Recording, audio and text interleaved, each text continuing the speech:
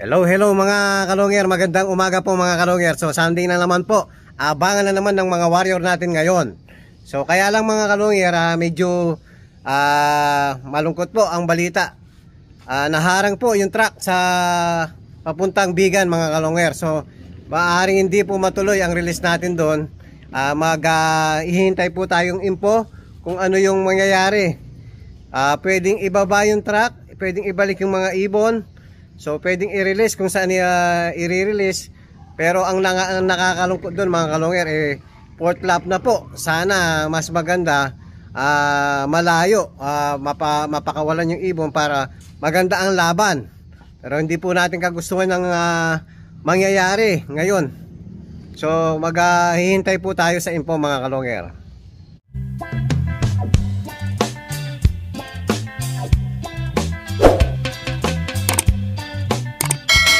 So abang naghihintay po tayo ng info mula sa club, so parondahin muna natin yung ibang warrior natin. Lot, eto kasama ko ngayon na mag-aabang si Iglot.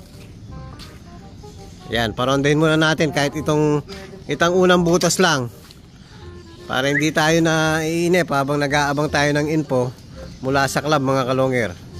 So istikin na lang natin, ito istik na lang.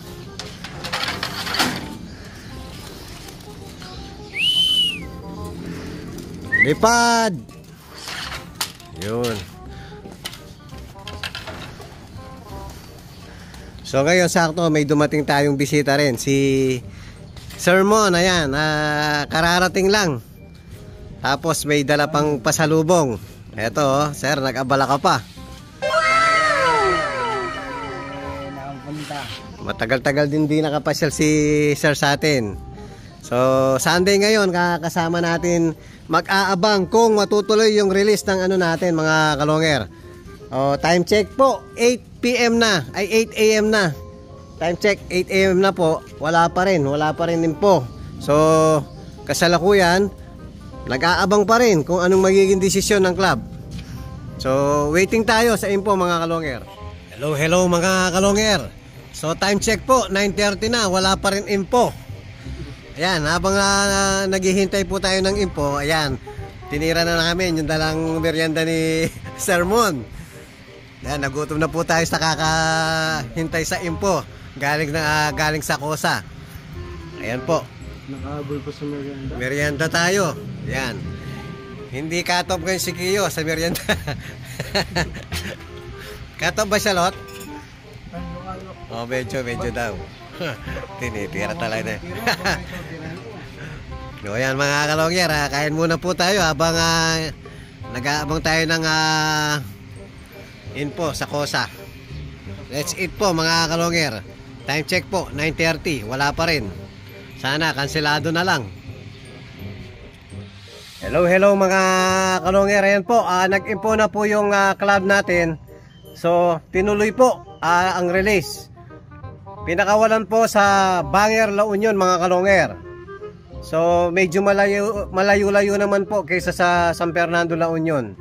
So ang sukat po 189 po sa atin mga kalongyer. So last week po kasi tagod din yung natin, almost 200 po ang air distance. So parang inatras ng konti dahil nga hindi nakapasok ng Bigan mga kalongyer. So 10:13 po ang release sa Banger La Union. So ang pinaka nag-forecast po tayo mga kalongyer. So ang speed na 1-2 nasa 1250 mga kalongyer. So bandang mga 1240 dapat nag-aabang na tayo mga kalongyer.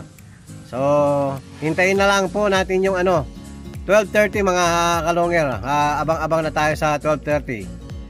So mga kalongyer, sana may dumating tayong ibon. Dahil sobrang init na po mga kalongyer. Hello mga kalongyer. Ayan po, biglang kumulimlim ang langit. Kanina po mga kalongyer, napakainit po. Ngayon biglang ayan po, medyo may parting madilim na. Ayan po, namumuo na yung ulan sa langit. So pupesto tayo rito mga kalongyer. So time check po, 12:45. So ang expected natin arrival ng 1-2 12:50 mga kalongyer. So abang-abang na tayo baka bigla may lumusot tayo. Mas maganda na yung handa kaysa last week po mga kalonger. Hindi na naman tayo nakahanda, hindi nakaset yung ano natin, yung pang-clock natin. So ngayon, ready na tayo mga kalonger. So abang-abang na tayo.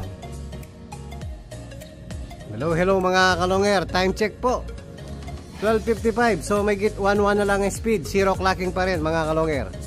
Dahil nga siguro masyadong mainit na nung pinakawalan yung mga ibon natin.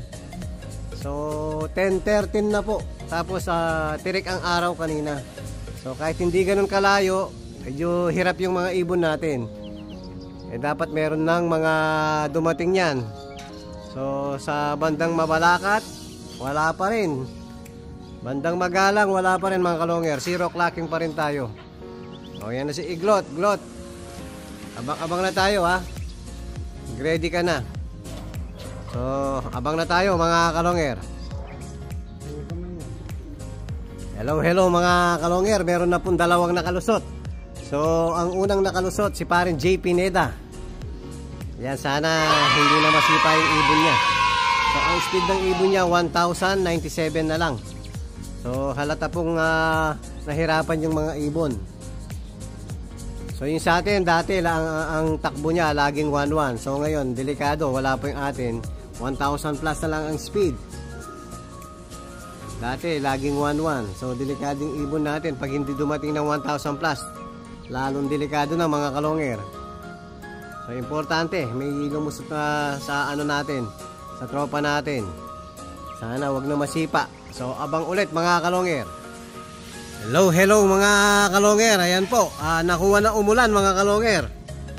So halos kakakatop lang po mga kalonger. Yan po, nadatnan ng malakas na ulan yung ibon natin. So hindi po nakauwi. So nakatop tayo mga kalonger.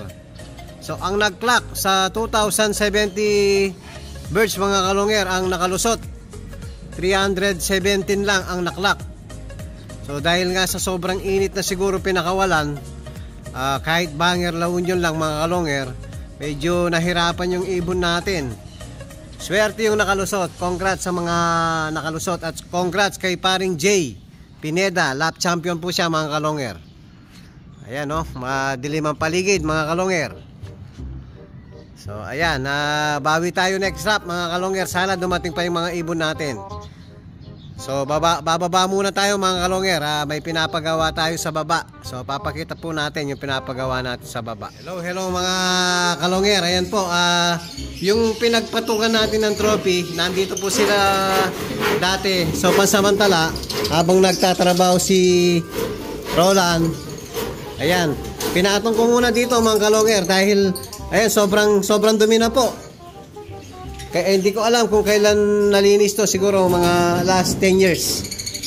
Ayan po, tapos yung mga name tag nila, name plate nila, ayan, nagawala na po yung iba. So yung iba, buti andito pa. Wala na sulat yung iba. Ayan, sobrang alikabok po. So mamaya, pagkatapos ng pinapagawa natin mga kalonger, so para madagdagan yung space natin, so meron tayong tirang plyboard doon mga kalonger. Ayan. So pagkatapos ni Roland nagawin yung natin, yan papakita natin. Simple lang po. Pinapadagdagan ko lang yung patungan para hindi po masikip yung lalagyanan natin trophy. So gagawin natin parang may second layer dito mga kalonger. So ito po, linalagari na ni Roland. So mamaya pagkatapos papakita natin mga kalonger. Hello mga kalonger. Ayan po, sakto sisilip tayo. Antimano, nakita ko na si Pato 1K tsaka si Ukos. Oh yan, nagpakatop kayo no? Ayan mga kalonger, pagkakyat natin, yan ang bumungad sa atin mga kalonger. Yan, pares katop, pares sagad. So importante, nakabalik yung ibon natin. So bawi na lang tayo next lap. Sinayang yun yung karga nyo. Dami yung karga. O yan, binanggaan nyo yung Wigo. O kayong dalawa ha. Importante, nakabalik yung ibon natin mga kalonger. So, masayang masaya na naman tayo. Kahit nakatop yung mga ibon natin, importante po, may laban pa. Ika nga, last lap po, isasakay pa rin natin. So, i-recover lang natin. Yan, mukhang laspag yung mga ibon natin. So, papainumin muna natin ng vitamin. Tsaka gamot mga kalonger. Tapos, papakainin natin mga kalonger. Pero si ano, hindi ka anong mukhang laspag si ano, si Okos. Baka naunang dumating. Siguro pagbaba natin, naunang dumating si Okos. Lagay ko, nakainom na, inubos yung ano, tubig oh. O yan mga kaloger, maraming salamat at nakabalik yung ano natin. Yung dalawang ano natin, warrior natin. So talagang pansamantala, kayo muna yung forever. O ayan mga kalonger. So papakita natin ulit mamaya pagkatapos na yung pinapagawa natin, pag natapos na yung rack natin na lalagyan ng trophy natin. So maraming salamat mga kalonger. Hello mga kalonger. Ayan na po, malapit nang matapos yung rack natin. Mabilisan ano lang, gawa lang mga kalonger. So ano lang, 2 oras lang natin ginawa yan. Dahil tinulungan natin si Roland, kaya mabilis yung pagkasa natin mga kalongger. Ayan, so ipapatong na natin dito. Ulisin mo muna lang. Ito yung pinakaharap talaga, no? Ayan. Yun. At least mga kalonger, pwede pa tayong magpatong dito, tsaka dito. Sana dumami pa yung mga ano natin, mga trophy natin. So, ilalagay muna natin mga kalonger. Hello mga kalonger. Ayan po, natapos na po namin yung lalagyan ng trophy. Ayan. Papakita natin yung mga achievement natin mga kalonger. So kung sakaling magkaroon pa tayo ng panibagong trophy, so meron space po sa likod. Ayan, may space na sa likod mga kalonger. So napakasimpleng rack lang ang ginawa natin mga kalonger. So importante, ayan, kita na lahat yung trophy natin. O sana po madagdagan pa ng mas madami pa na trophy. Ayan. So medyo magandang tingnan ngayon dahil nga nagkaroon ng ano. Kita lahat dati mga kalonger yan. Dito lang sa unang layer lang, wala sa taas, walang second layer, walang third layer. So dito lang, siksikan po dito hanggang likod. So ngayon kahit pa paano kita na lahat. Yan, maraming salamat kay Roland Season. Ito yung pamangkin ko. Thank you very much. Hello mga kalongher. Thank you. Tapos si Cutie Pogi, may dala na naman kalapate. Ano ito? Breeder mga kalongher. Ayan. May dadagdag na naman tayong hindi natatalo. Kasi hindi po nalaban. Lalaki yan. So yung iba, yung hindi po nakakaalam mga kalongher, pag pula, pag may black na batik-batik, pakita mo kayo yung ano nila. Yan, yung mga black na yan. Matic. Yan po, 99% kak. Yan po, matic, 99% po lalaki. Meron na siguro, no? Meron na siguro ano, hen na ganyan. Bibihira po siguro. Kasi pag minsan kahit bata pa, medyo nagkakaroon na rin ng ano, mga batik-batik. So kasama natin ngayon si Pogi. Ano si pangalan mo? Ayun. Basta season Pogi ha. Ayan, muli po, maraming salamat kay Roland sa ginawa niyang rack. Simpleng rack. Simple pero rack, no? Ayun. Thank you very much po mga kalongher. At maraming salamat din, nakauwi yung dalawa natin warrior. So kung bago pa lang kayo sa aking channel, huwag kalimutan mag-subscribe, like, and share. At pag-pindot na rin yung notification bell at pati na rin on para updated kayo sa mga bagong video natin. So yun lang po mga kalongher. Maraming salamat po. Keep safe and God bless. Ayan, nagpahabol pa si Cutie Pogi. Parang nagpapapicture ka lang pero...